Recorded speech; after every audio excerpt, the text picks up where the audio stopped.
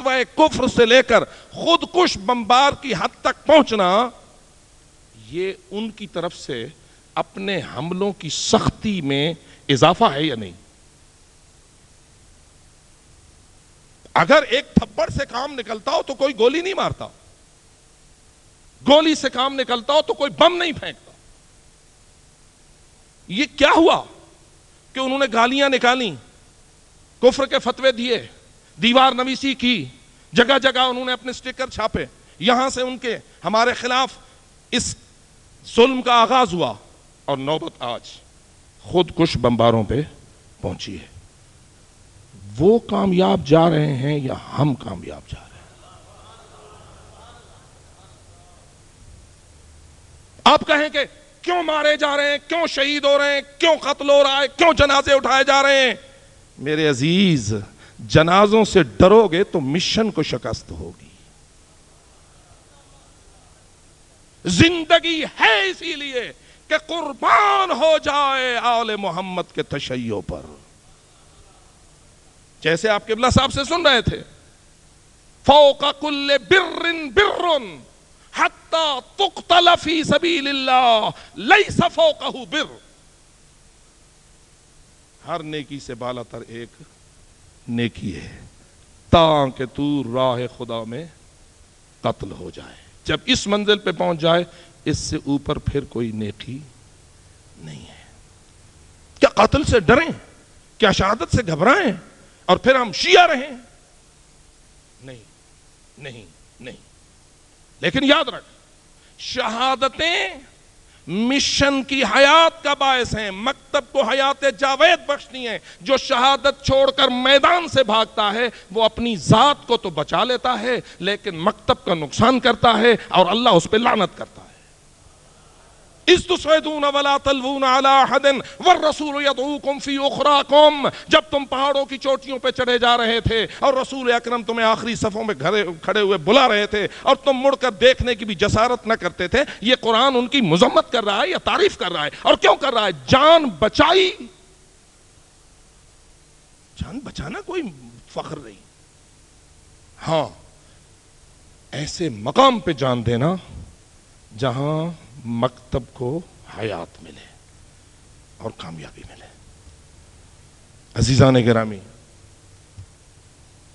یہ گزشتہ دور جس میں گزرا ہے اور آج بھی یہ صورتحال ہے، اور حقیقت یہ ہے ہم مجمع اہل بیت کی اس میٹنگوں میں اور ان اجلاسوں میں شریک رہے، سارے بزرگان گواہ ہیں، چھوٹے مقرر سے لے کے بڑے مقرر تک، عام عالم دین سے لے کر راہبر معظم حضرت آیت اللہ العظمیٰ سید علی خامنئی مدظل العالی تک، سب نے ہمیں یہ درس دیا۔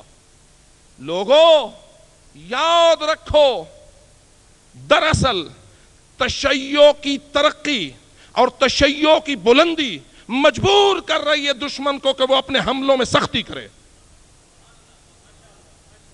یعنی بالفاظ دیگر، جب تو تشیع کے دشمن کے حملوں میں سختی دیکھے تو سمجھ لے کہ تیرے تشیع کی عظمت میں اضافہ ہوا ہے۔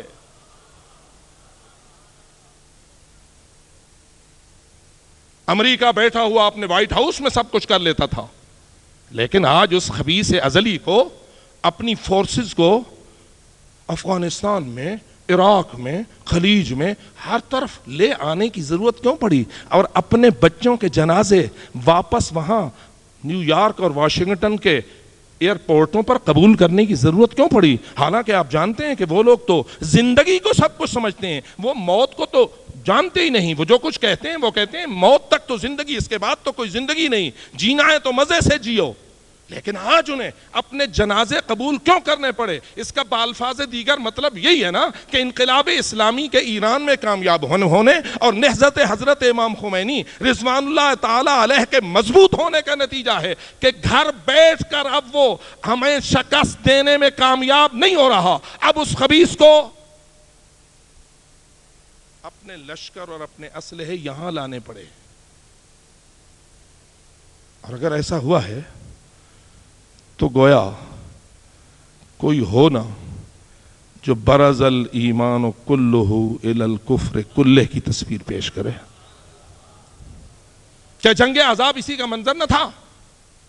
وہاں تو وہ حضرت رسول اکرم اور آپ کے مسلمانوں کو مکے کی زندگی میں اذیتیں دیتے تھے. رسول اکرم مدینہ منورہ میں آئے, حکومت بنائی, کامیاب ہوئے. اب ان خبیثوں نے اپنے آہستہ آہستہ لشکروں کو قریب کرنا شروع کیا. جنگ بدر کا منظر اور تھا, جنگ احد کا منظر اور تھا, اور جنگ احزاب تو آپ جانتے ہیں کہ سارے متحد ہو کر, یعنی بالفاظ دیگر اپنی نیٹو بنا کر, نیٹو سیٹو جو آج کل کا نام ہے, وہ بنا کر آئے. اور احزاب اسی لیے سورہ قرآن مجید احزاب کا نام ہمیں اسی لیے یاد دلاتی ہے. احزاب اکٹھے ہوئے, جب آئے تو کون ہو کہ جس کی ضربت ثقلین کی عبادت پہ افضل ہو جائے. تو یہ منظر گویا آپ کے سامنے ہے. الحمدللہ کہ ایران اور ایران کے ساتھ حامیان, مخلصین, ہم تشیع والے, جب یہ صورتحال ہے تو ہمارا فرض ہے کہ ہم اس کی تحلیل کریں, دیکھیں کہ دشمن کا اپنے حملوں میں سختی کرنا اور حتیٰ کہ خودکش بمباروں تک پہنچنا.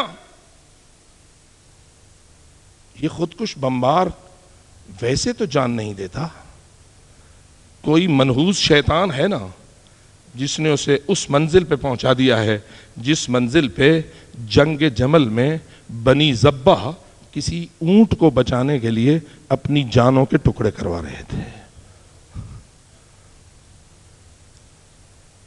یعنی ایسی منزل آ جاتی ہے. شیطان بھی اپنے باطل نظریے کو اپنے ان خبیث تربیت یافتگان کے ذہن میں اس حد تک داخل کر دیتا ہے کہ ایک اونٹ کو بچانے کے لیے کتنے جوان اپنی جانیں قربان کر دیتے ہیں. اور یہ جو کربلا میں مارے گئے نا, یہ کس چیز کے لیے مارے گئے؟ جو یزید کی طرف سے تھے. ان کے ذہن میں تو بھی کوئی شیطنت تھی کہ اپنی جان کو وہاں آ کر انہوں نے پیش کر دیا اور مارے گئے. شہدائے کربلا تو تھوڑے تھے, ان خبیثوں کے واصل جہنم ہونے والوں کی تعداد زیادہ تھی, لیکن وہ بھی تو یزید کے لیے اپنی جانیں پیش کر رہے تھے. معلوم ہوا شیطان لوگوں کو یزیدیت کے لیے بھی جانیں دینے پر آمادہ کرنے میں کامیاب ہو جاتا ہے. لیکن دیکھنا یہ کہ شیطان اپنے حملوں میں سختی کیوں کر رہا ہے.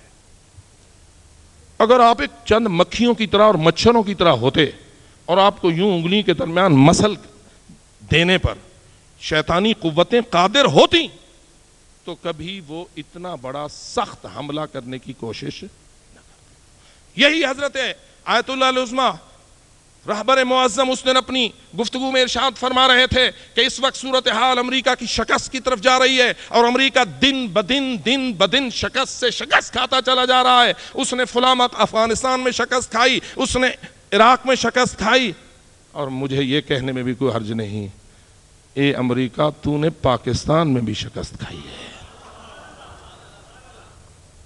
یہ علیحدہ بات ہے کہ ایشوز لبنان, عراق, افغانستان کی طرف جاتا ہے اور سرخیاں ان کی لگتی ہیں.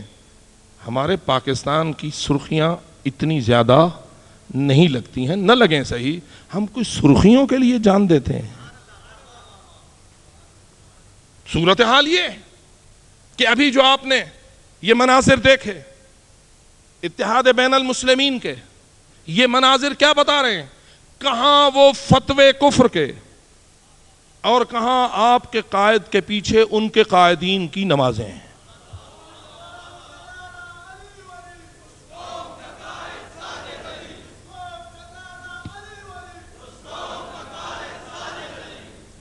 عزیزان محترم, اتنی سی بات کے ذریعہ آپ اتنی بڑی کامیابی کو داغدار نہ کریں. وہ جی ان کے دل صاف نہیں ہے,